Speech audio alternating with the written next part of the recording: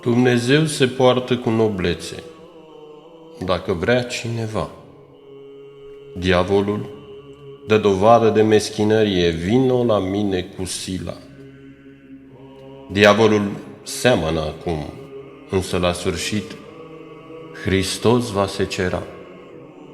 Sub ocupație devenea erou dacă nu salutai un german, acum devii erou dacă nu-l saluți pe diavol. În vechime diavolul se ocupa cu oamenii, dar acum nu mai face.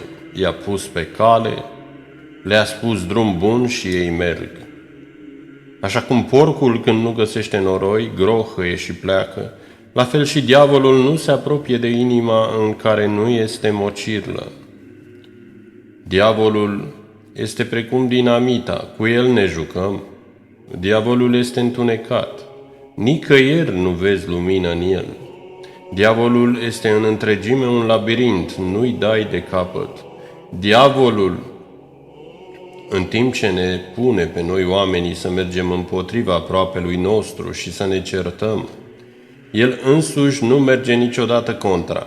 Pe cel nepăsător îl facem mai nepăsător, pe cel învârtoșat la inimă îl facem mai învârtoșat, pe cel sensibil mai slab de înger și așa mai departe. Când diavolul hotărăște să te ducă la pierzanie, nu te împinge spre aceasta, ci te ademenește dulce. Diavolul își bate joc de tine ca de negustorul evreu și pierzi cei mai buni ani ai tăi, pentru că dacă nu iei seama, pleci spre a face ceva și închei cu altceva. Diavolul se poartă ca un criminal încolțit care zice, nu mai am scăpare, mă vor prinde, și le face pe toate praf. Când diavolul reușește să închidă o poartă, în același timp Dumnezeu deschide alte 10. Pe Dumnezeu, care este atât de bogat și ne iubește, nu-L ascultăm. Pe diavol însă, care este sărac și ne urăște, noi îl iubim.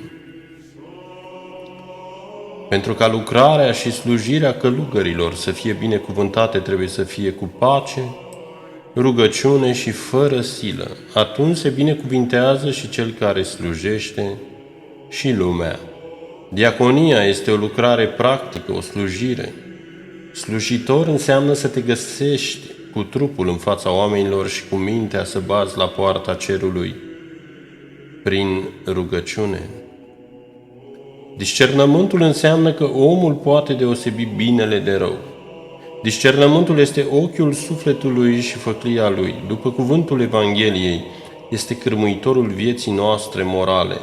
Unde lipsește cârmuirea, poporul cade. Fără harisma discernământului, nicio virtute nu izbândește și nu rămâne statornică până la sfârșit. Discernământul le cercetează și le deosebește pe toate după cauză, efect și scop. Nu este cu putință ca prin învățături lumești să fie vindecați cei căzuți la pământ, pentru că eu n-am primit-o de la om, nici n-am învățat-o, ci prin descoperirea lui Iisus Hristos. Trebuie mai întâi să fii tu om dacă vrei să înveți pe ceilalți omenia. Nimeni nu dă lecții mai bune decât furnica, cea care nu grește nimic. Îndreptățirea împiedică progresul duhovnicesc și alungă harul lui Dumnezeu. Trebuie să înțeleg că atunci când mă îndreptățesc pe mine, mă aflu pe o poziție greșită. Din momentul în care omul le îndreptățește pe cele nedrepte, se înstrăinează de Dumnezeu, apare înstrăinarea. Zidul între om și Dumnezeu. Nu există izolare mai puternică pentru harul lui Dumnezeu decât îndreptățirea. Îndreptățirea este o interpretare satanică. Cei care se îndreptățesc îl au drept învățător pe diavol. Se fac avocați, nu poți să-i scoți din ale lor. Două sunt trăsăturile cunoscute ale mincinosului: multele promisiuni și multele îndreptățiri. A nu se îndreptăți omul când nu greșește și este judecat este leacul cel mai bun. Îndreptățirea se datorează egoismului, această îndreptățire ne-a scos din rai. Când ai făcut judecata mea și dreptatea mea, certat ai neamurile și-au pierit nelegiuiții. Dar Domnul cel drept a tăiat grumajii păcătoșilor. Pe orfan și pe văduvă va sprijini și calea păcătoșilor o va pierde. Domnul înalță pe cei blânzi și smerește pe cei păcătoși până la pământ. Din încercare vine desăvârșirea, este necesar să fim încercați ca să ne desăvârșim. Încercările cântăresc piatra de temelie a virtuților, răbdarea. Desăvârșirea îl vizează pe omul care a fost creat după chipul lui Dumnezeu și trebuie să se facă după asemănarea lui. Fiind născuți după chipul lui Dumnezeu, suntem datori să ajungem și la asemănarea cu El. Nu există nicio comparație între viața de aici și cea veșnică. Viața ascetică aici pe pământ durează puțini ani, dar cinstea pentru acești puțini ani de nevoință și trudă este veșnicia. Pentru această trudă de puțini ani, Domnul vine și ne spune: această viață eu o răscumpăr prin desfătarea veșniciei. Așadar există o comparație între acestea două? Cu siguranță că nu. Puterea cea mai mare a omului constă în putința de a-și mărturisi greșeala înaintea lui Dumnezeu și de a răbda ispita, adică încercările în toată viața lui până la ultima suflare. Unii se laudă cu căruțele lor, alții cu caii lor, iar noi ne lăudăm cu numele Domnului Dumnezeului nostru.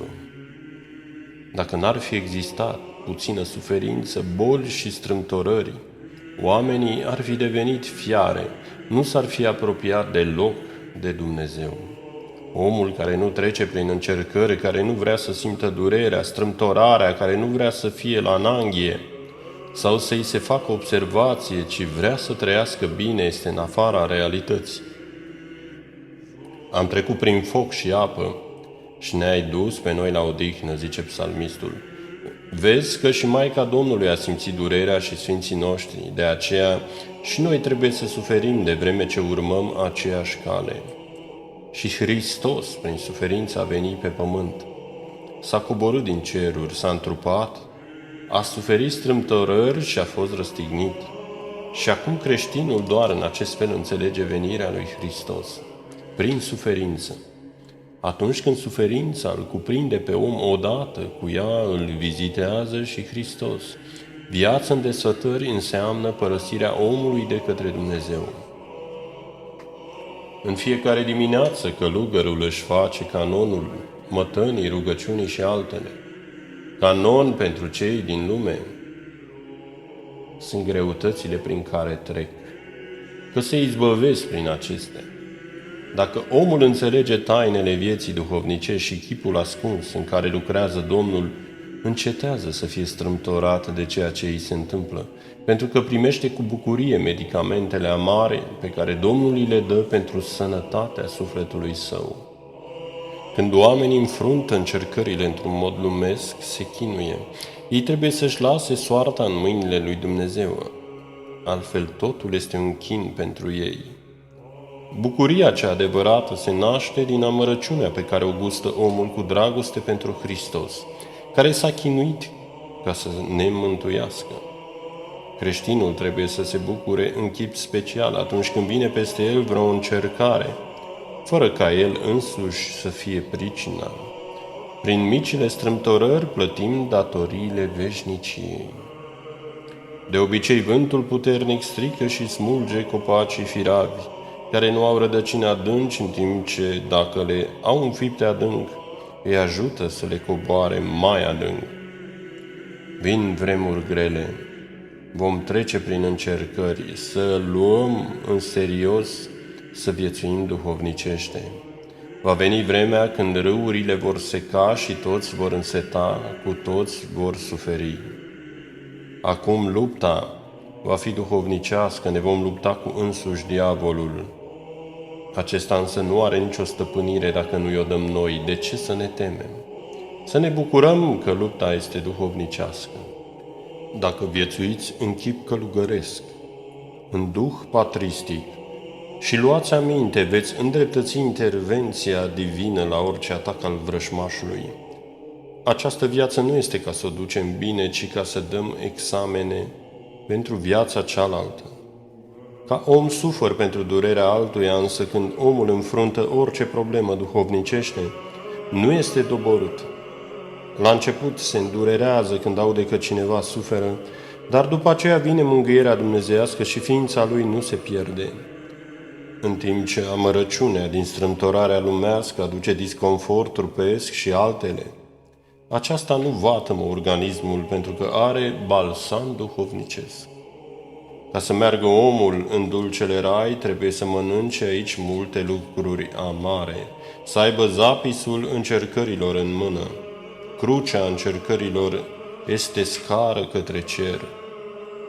Dacă înțelegem ce comoară adunăm din suferința încercărilor, nu ne vom mai jeli, ci îl vom preamări pe Dumnezeu purtând crucea cea mică, pe care ne-a dăruit-o și ne vom bucura și în această viață și vom primi și în cealaltă răsplată și cunună. În orice încercare să zicem, Dumnezeul meu, îți mulțumesc pentru că aceasta mi este necesară pentru mântuirea mea. Dacă îndepărtăm stâncile de pe albia râului, acesta își va pierde farmecul lui și dacă ar exista un mod în care am putea îndepărta strâmtorările din viață, am pierde toată agoniseala noastră dacă am cunoaște încercările și necazurile pe care le suferă ceilalți semeni ai noștri. Le-am răbda cu râvnă pe ale noastre, încercările ne descoperă exact ceea ce suntem.